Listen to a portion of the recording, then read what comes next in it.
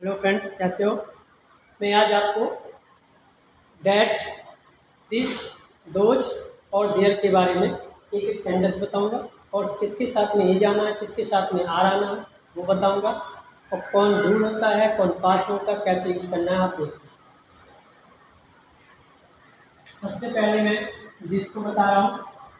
This है, this के साथ में इज आएगा और दैट के साथ में भी इज आएगा। दोस्त के साथ में आर आएगा और दिस के साथ में आर आएगा। दिस का प्रयोग पास में एक वस्तु या एक व्यक्ति या कोई भी नाउन, एक नाउन के लिए या सिंगुलर के लिए कह सकते हैं आप, पास में होना चाहिए। और ये दूर हो, दैट का प्रयोग दूर वस्तुओं के लिए, दूर में हो और एक हो, सिंगुलर के लिए। और दोज का प्रयोग दूर के लिए मगर अधिक हो, और ये पास में हो मगर क्या हो, अधिक नाउन हो, तो हम इसका प्रयोग करेंगे दिस का। दिस का मतलब होता है यह, दैट का मतलब वह है, और दोज का मतलब वे, और दिस का मतलब ये आपका इंट्रोडक्शन हुआ है इनके बारे में। अब मैं आपको इसका सेंटेंस बताऊंगा और चित्र के द्वारा पहले समझाऊंगा आपको कैसे होता है। मैं आपको पहले एक चित्र बना रहा हूँ। इस चित्र को देखिए, बीच में एक चित्र बना हुआ है, ठीक है। ये चित्र बना हुआ है,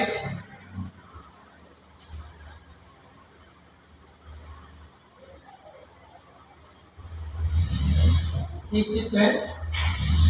ये आपका एक ट्री है, ये ट्री,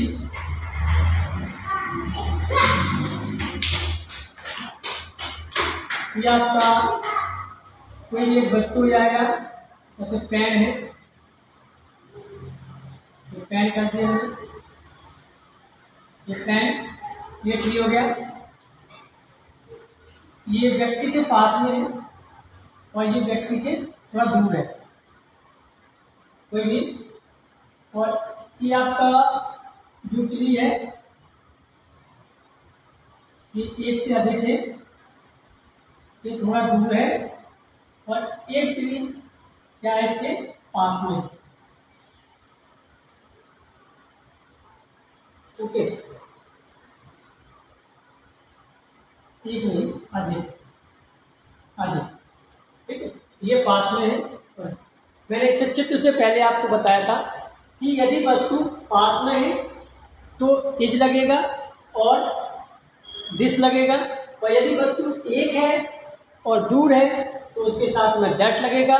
और यदि वस्तु कोई भी चीज़ दूर है और अधिक है तो उसमें आपको दोज लगाना होगा, और यदि कोई वस्तु पास में है और अधिक है तो उसमें हमें दिज लगाना होगा। और इन सब की हेल्पिंग वर्ब रहेगी आपकी दिस के साथ में इज, और दैट के साथ में इज, और दोज के साथ में आर, और दिस के साथ में भी आर रहेगी। आप इस चित्र के द्वारा समझेंगे कि कौन पास में है, कौन दूर है। पास में दोनों, एक ये है, एक ये है, ठीक है। तो ये पास में है, पेन है, तो ये पास के लिए क्या लगाएंगे, पेन है, दिस का प्रयोग करेंगे। और ये पास में नहीं है, दूर है लेकिन एक है, तो इसे हम दैट का प्रयोग करेंगे। तो ये आपका दूर है तो यहाँ पे आपको दोज का प्रयोग करना है, लेकिन दूर है ना, और अधिक है, और ये अधिक है लेकिन पास में है, तो ये आपको दिस का प्रयोग करेंगे।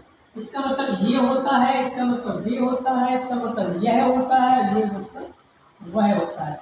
ये चित्र के द्वारा आपको भी समझ में आ रहा होगा। जूम करके देखिए, बार बार देखिए, फिर समझ में आएगा आपको। अब मैं आपको एक एक इसका सेंटेंस बताऊंगा, फिर आपको करके कमेंट्स में करके दिखाना होगा। देखिए, दिस इज ए पेन, एक पेन है, दिस इज ए पेन, यह एक पेन है, यह क्या है, यह पास में, यह तो मतलब पास में, ठीक है ना। वह है तो मतलब वे, वह मतलब आपका दैट का मतलब होता है वह, मतलब दूर है, क्या है, दूर है, एक है, क्या था, ट्री था, तो ये ट्री है, ठीक है ना, इसका प्रयोग बोला था। अब आपका दोज है और आर और ये ट्रीज, ट्रीज बट ये क्या है, अधिक होता है वर्ग, तो नाउन उसके साथ में यस या यस लगाते हैं, आपको नंबर पढ़ाएंगे तब आप उसमें आप देखेंगे। दीज आर ट्रीज, ये आपका वह पेड़ है, यह पेन है, यह पेन है, वे पेड़ है, वे पेड़ है और ये पेड़ है, पेड़ है, ओके। इस तरीके से आपका दैट, दिस और दोज का प्रयोग, ये स्टार्टिंग है, सिंपल है बिल्कुल, आपको समझ में आया होगा। इससे अब मैं आपको एक सेंटेंस और दूंगा, इस सेंटेंस आपको कमेंट्स में करके दिखाना होगा, इन सबके एक एक, दैट, दोज, दिस और दिस। अगले नंबर, अगले चैप्टर में आपको ट्रांसलेशन बताऊंगा, ट्रांसलेशन,